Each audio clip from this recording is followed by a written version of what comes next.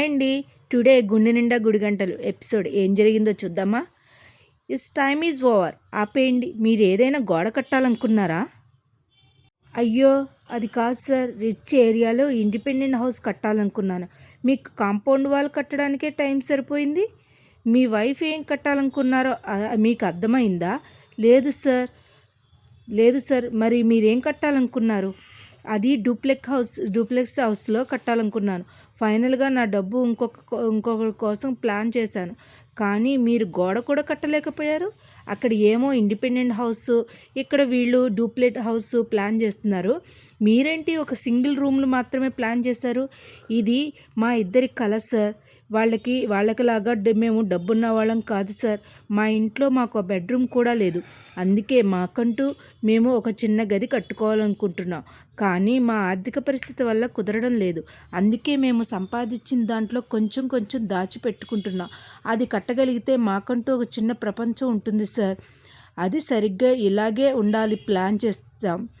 Common అందరూ plus last రౌండ్లో పూర్తయింది. ఇక బెస్ట్ కపుల్ ఎవరో అనేది జడ్జ్ నిర్ణయిస్తారు. అంతవరకు బ్రేక్. ఇప్పుడు ఎవరు గెలిచారో చెప్పడం కంటే ముందు మేము మీ పెర్ఫార్మెన్స్ గురించి చెప్పాలనుకుంటున్నాం. ఇందులో మొదటి mister Manoj and Mrs Rohini. చూసారా, అందరికంటే ముందు మన పేర్లే వచ్చాయి. మనం ఎప్పుడు టాప్లోనే ఉంటాం. చూడండి సార్, మీరు సమాధానాలు బాగానే చెప్పారు. కానీ ఆ సమాధానాలు వెరీ పాలిస్ట్గా ఉన్నాయి అనిపించింది. ఎందులో పాలిస్ట్గా ఏముంది సార్? న్యాచురల్గానే చెప్పాం కదా. లేదు, మీరు కేవలం ఈ ప్రైజ్ మనీ కావాలనే ఉద్దేశంతో ఈ సమాధానం చెప్పారేమో అన్నట్టు అనిపిస్తుంది. లేదు సార్, మేము కరెక్ట్గానే అన్నాం. మీ క్వశ్చన్స్ ఏ క్యారెక్టర్ లేవు. మీ క్వశ్చన్స్కి కరెక్ట్గా లేవు. చూసారా, ఒక క్షణం మీరు తప్పు మీది కాదు మాది అని మా వైపు వేలు చూపిస్తున్నారు. మేము కొన్ని విషయాలు బహిరంగ చెప్పకూడదు అనుకుంటున్నాం, కానీ చెప్పక తప్పటం లేదు. ఒకసారి ఆ వీడియో ప్లే చేయండి. అది లంచ్ బ్రేక్ తర్వాత మిగతా గేమ్స్ పెడతారట. వెళ్ళేటప్పుడు లక్ష్యంతో వెళ్ళాలి. మిగతా వాళ్ళకన్నా మనమే ఎక్కువగా చదువుకున్నాం కాబట్టి మనకి ఎక్కువ నాలెడ్జ్ ఉంటుంది కదా. అంతే కదా, అందరూ బాగుండాలి, అందులో మనం కూడా ఉండాలి అన్నట్టు మాట్లాడాలి తప్ప మనం మాత్రమే అన్నట్టు మాట్లాడకూడదు. చూసారా, వీడి బుద్ధి మారనే లేదు. వీడు కుక్క బుద్ధి లాంటి బుద్ధివాడు. ఎంత చదువుకున్నాడు, ఏం ప్రయోజనం? లేనిపోని పాపం నలుగురిలోనూ వాళ్ళ పరువు పోయింది కదండి. ఎంత బాధపడుతున్నారో. నేను ఫ్యామిలీ కోర్టులో జడ్జిగా పనిచేస్తున్నాను. అక్కడ చాలా విడాకుల కేసులు వస్తాయి. భార్యాభర్తలు అందరూ గొడవలు జరుగుతూనే ఉంటాయి. అలా గొడవలు పడుతూనే ఉంటారు. ఇక మంచి కుటుంబం అనేది నేను భావిస్తాను. ఏ గొడవ జరగకపోతే వాళ్ళిద్దరి మధ్య ఏవో రహస్యాలు ఉన్నాయని అనిపిస్తుంది. That's man. ఇద్దరి మధ్య ఏదైనా గొడవ జరిగితే పరిష్కారం ముందుకు వెళ్ళాలి. భార్యాభర్తల బంధం అంటే అదే. ఖచ్చితంగా భార్యాభర్తలు ఏ గొడవలు పడ్డారంటే ఒకరినొకరు మోసం చేసుకుని బతుకుతున్నారని అర్థం. రవి, శృతి ఇలాగా ఇక్కడ గొడవ పడటం నేను చూశాను. వాళ్ళిద్దరూ ఇంకా టామ్ అండ్ జెర్రీలా గొడవ పడుతున్నారు. వీళ్ళు పూర్తిగా భార్యాభర్తలు మారలేదు అనిపిస్తుంది. వీళ్ళిద్దరి మధ్యన ఇంకా ప్రేమికులు అనే ఫీలింగ్లో ఉన్నారు. బట్ వాళ్ళు ఖచ్చితంగా మంచి దంపతులు అవుతారు. Thank you so much madam. మీరందరూ ప్రేమికులేగా మిగిలిపోవాలనుకుంటున్నాం. మీరు అన్నది చెప్పేది కరెక్ట్గా ఉంది. Thank you so much madam. నేను ఏకీభవిస్తున్నాను.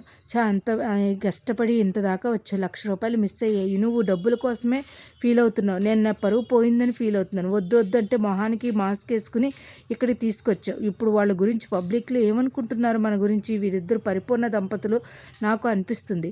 మీరు మాట్లాడాలని నిజాయితీ ఉంది. మీరు చేసే పనుల్లో స్పష్టత ఉంది. మీరు వేసే ప్రతి అడుగులో ఒక అండర్స్టాండింగ్ ఉంది. ఒక్క రౌండ్లో నేను ఈ పని చేయలేకపోతున్నాను.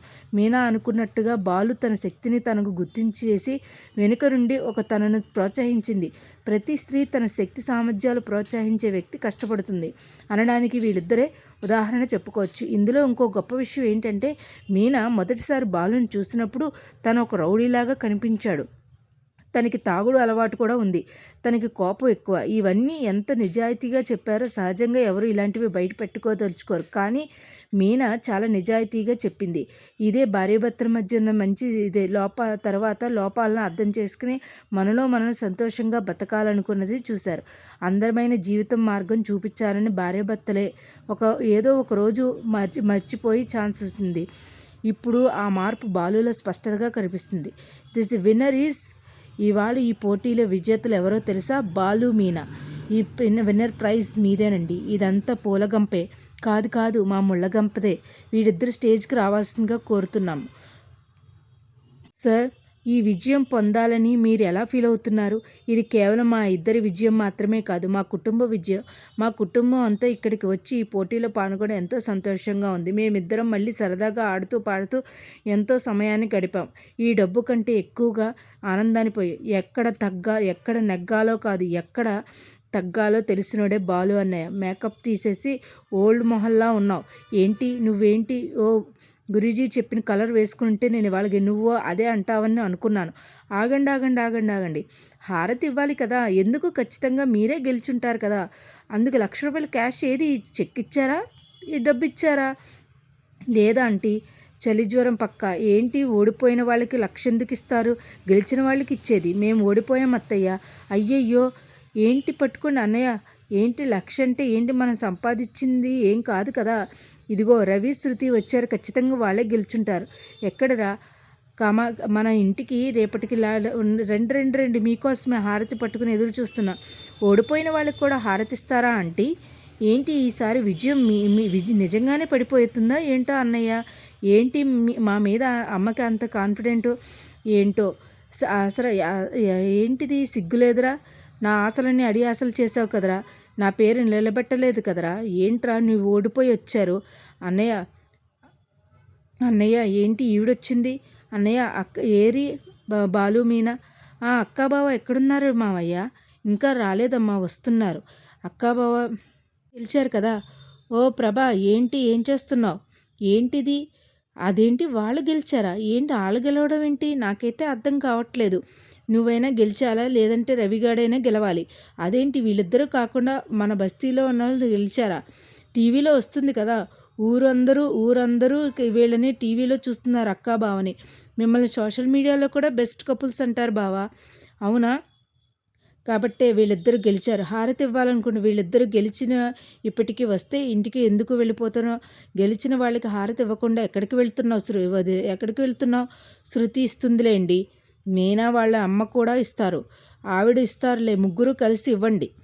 కడుపులో మర్యాదగా ఇస్తావా లేదా? రండి. చాలా సంతోషంగా ఉంది, లోపలికి వెళ్దాం. దిష్టి తీయించుకోండి. అంటే నా దిష్టి తగులుతుంది అనుకుంటున్నావా? అది కాదు వదిన. అన్నయ్య వెళ్ళొస్తాను, అమ్మ వెళ్ళొస్తాను. మీనా, బాలు, సరే అత్తయ్య. నీకు ₹1,00,000 వచ్చినాయి కదా. 1,00,000 మనోజ్ గాడికి జాగ్రత్తగా చూసుకో. 1,00,000 చూస్తే వాడు లాక్కుని వెళ్ళిపోతాడు. షుగర్ తగ్గిందా? అమ్మ పొగరు పెరిగిందిరా. ఇప్పటికైనా 1,00,000 వచ్చేసరికి లక్ష్య లేకుండా ఉన్నారు. ఈ 1,00,000 డబ్బులు తీసుకుని ఏం చేస్తారో ఏంటో వీళ్ళు. కావాలని వీళ్ళు చాలా ఇదిగా చేస్తున్నారు మీనా. అవన్నీ మనకెందుకండి, మనం చాలా హ్యాపీగా ఉన్నాం. ఇవాళ ₹1,00,000 వచ్చినాయి అంటే మన రూమ్ మనం కట్టుకోవచ్చు. అంతవరకే చూడండి. చూస్తున్నారు కదా, ఇదేనండి ఇవాళ గుండె నిండా గుడిగంటలు టుడే ఎపిసోడ్. నా వీడియోస్ కనుక మీకు నచ్చినట్లయితే లైక్ చేసి, షేర్ చేసి, సబ్స్క్రైబ్ చేయండి. Thank you so much. Thank you.